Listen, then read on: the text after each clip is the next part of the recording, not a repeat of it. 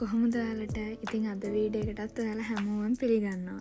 මේ වීඩියෝ එකෙන් මම ඔයාලව එක්කන් යන්නේ ගිනස් වාර්තාවක් තිබ්බ තැනකට. මේක තියෙන්නේ ජපානයේ ඉබරකි කියන ප්‍රාන්තයේ. මේ දවස්වල ජපානයේ ඉස්කෝලවල සමර් වෙකේෂන් එකනේ. ඒ නිසා අපිට මාසයක් විතර නිවාඩු හම්බුණා. ඉතින් නිවාඩු තියෙන හින්දා අපි මෙතන බලන්න ගියා. ඉතින් මේ ඇතින් පේන බුදු පිළිමේ තමා ගිනස් වාර්තාවක් තියන්න තරම් විශේෂ වෙලා තියෙන්නේ.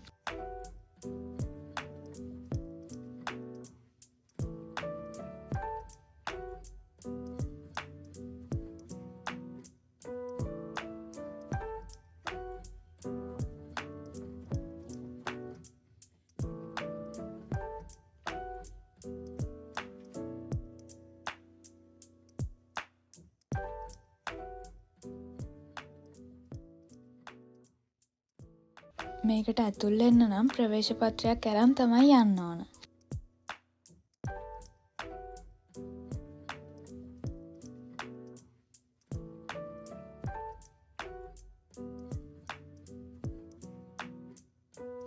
මේකට ඇතුල් වුණාට පස්සේ මෙන්න මෙහෙම තැනක් තිබ්බා. ඉතින් මේක පිටිපස්සට ගිහිල්ලා ඒ ෆ්‍රේම් එකට අපේ මූණයි අතුයි තියලා ෆොටෝස් ගහගන්න පුළුවන්. ඉතින් ඔයාලා මේ ගැන මොකද හිතන්නේ කියලා පහලින් කමෙන්ට් එකක් දාන්න.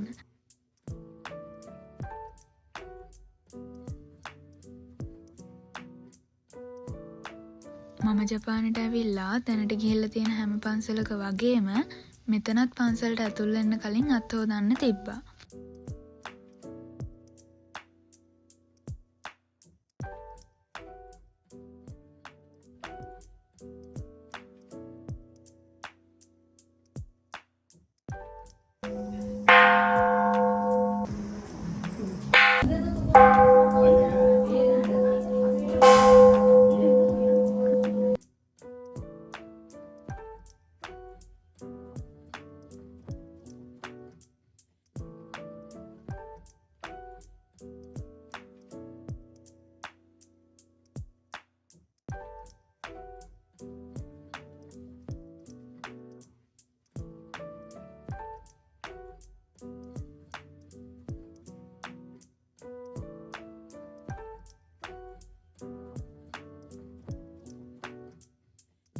මෙතන අපි කැමති නම් ඇතුල් වෙන්න කලින් සල්ලි දීලා මේ පැක් එකක් අරගෙන මේ තියෙන හඳුන් කූරු ඒව පත්තු කරන්න පුළුවන්.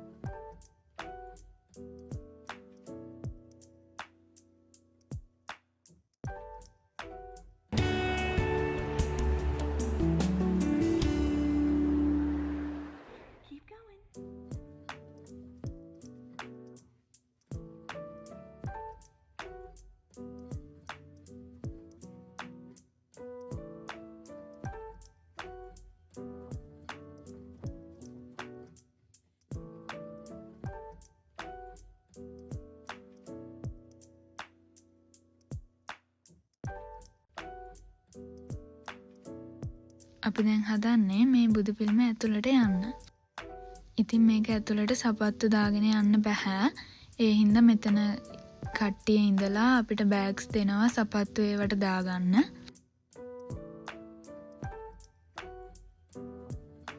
ඉතින් දැන් අපි ඉන්නේ මේ බුදු පිළිම ඇතුලේ.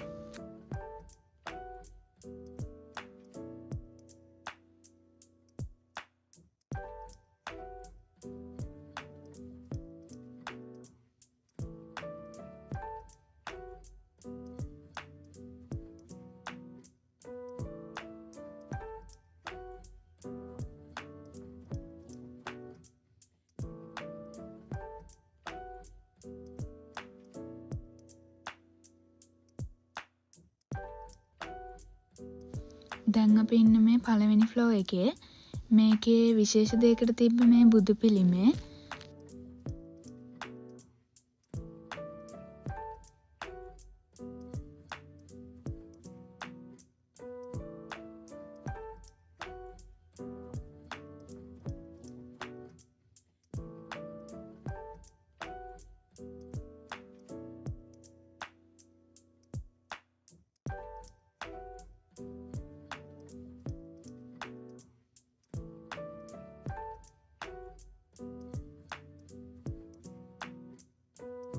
මේවත් ඉතින් විශේෂ නම් ඇති. ඒ වුණාට ඔක්කොම ලියලා තියෙන්නේ kanji වලින්. හැම kanjiයම කියව ගන්න බැරි හින්දා මොකද්ද ලියලා තියෙන්නේ කියලා නම් තේරුනේ නැහැ. දැන් අපි යන්නේ second floor එකට. ඒකට නම් යන්න තිබ්බේ පඩිපෙළක් නැගලා. හැබැයි එතනින් පස්සේ අපිට lift එකක් තිබ්බා හැම floor එකකටම යන්න.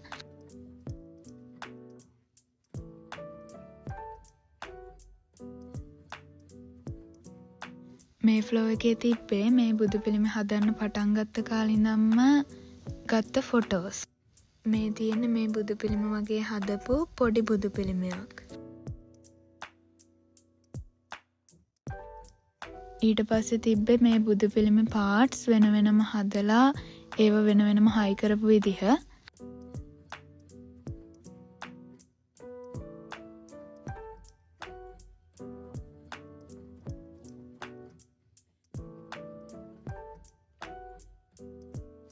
මේ තියෙන්නේ මේ බුදු පිළිමේ අතේ සැකිල්ල පොඩි විදිහට හදලා. මේ කකුලත් කොටස් දෙකකට වෙන වෙනම හදලා තමයි දෙක එකතු කරලා කකුල සම්පූර්ණ කරලා තියෙන්නේ. ඔයාලට පේනවා ඇති මිනිස්සුන්ගේ සයිස් එකත් එක්ක බලපුවම මේ පිළිමේ අතේ විතරක් සයිස් එක කොහොමද කියලා. මම හිතන්න දැනට ඔයාලට ගෙස් කරන්න පුළුවන් ඇති මේ බුදු පිළිම ගිනස් වාර්තාවක් හම්බෙන්න තරම් විශේෂ උනේ ඇයි කියලා.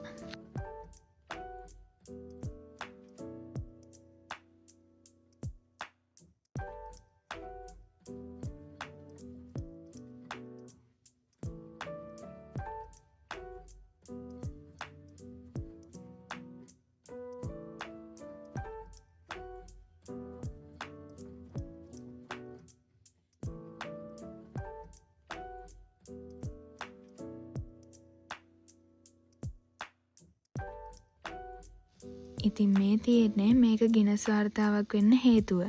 මේක තමයි ලෝකේ තියෙන ලෝහයෙන් හදපු උසම ප්‍රතිමාව.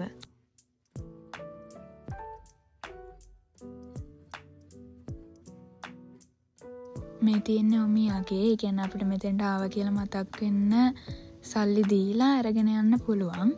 ඒ වුණාට මොකද තාස හිතන දෙයක් තිබ්බේ නැහැ. ගොඩක් තිබ්බේ ඉටිපන්දම්, ලියුම් කවර, පොඩි පොඩි කාඩ් වර්ග වගේ දේවල්. මෙතන මේ තියෙන හැම බුදු පිළිමයක්ම සමානයි.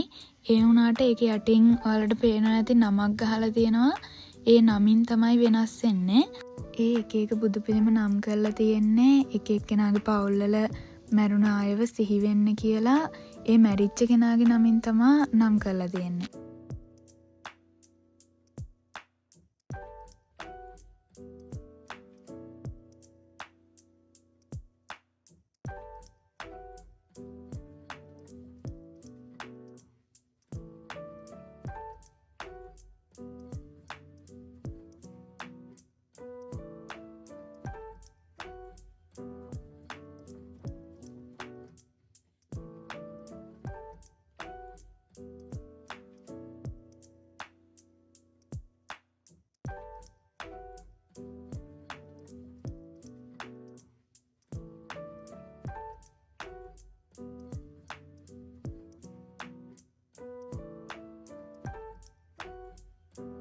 මෙතන තියෙන දේවලුත් මේ බුදු පිළිම තේමා කරගෙන හදපු දේවල් තියෙන්නේ. ටී-ෂර්ට්, කුඩ, පොත්, ඒ වගේ දේවල්.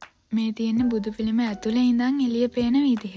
මේ වගේ කවුළු කීපයක්ම හදලා තිබ්බ බුදු පිළිම ඇතුලෙන් අපිට එක එක පැති වලින් එළිය පේන විදිහ බලන්න.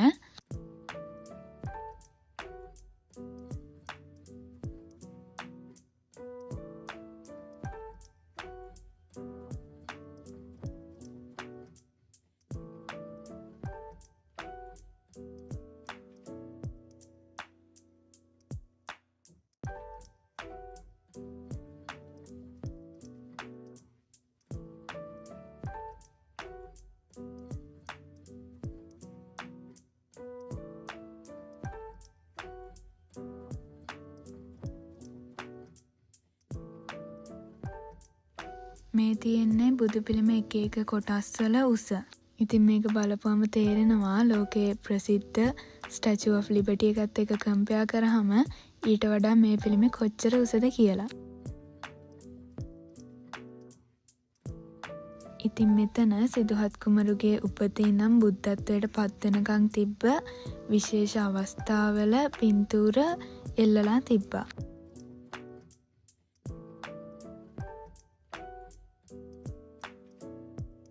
මේ තියෙන්නේ බුදු පිළිමේ කකුලේ ඇඟිල්ලක ඇත්ත සයිස් එක.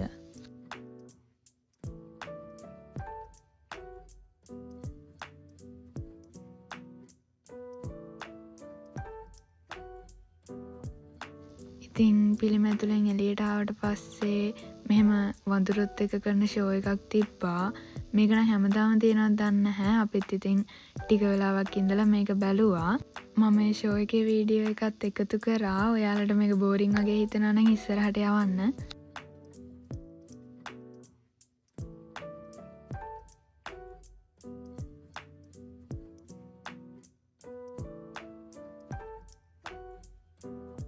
ඉතින් මෙහෙම තමයි ලෝකේ තියෙන උසම ලෝකඩ බුදු පිළිම ඇතුළට ගියපු ගමන ඉවර වුණේ. ඉතින් ඔයාලා මේ වගේ වීඩියෝස් දිගටම බලන්න කැමති නම් මගේ channel එක subscribe කරන්න. ඒ වගේම ඔයාලට ජපාන ගැන දැනගන්න කැමති දේවල් තියෙනවා නම් comment එකක් දාන්න.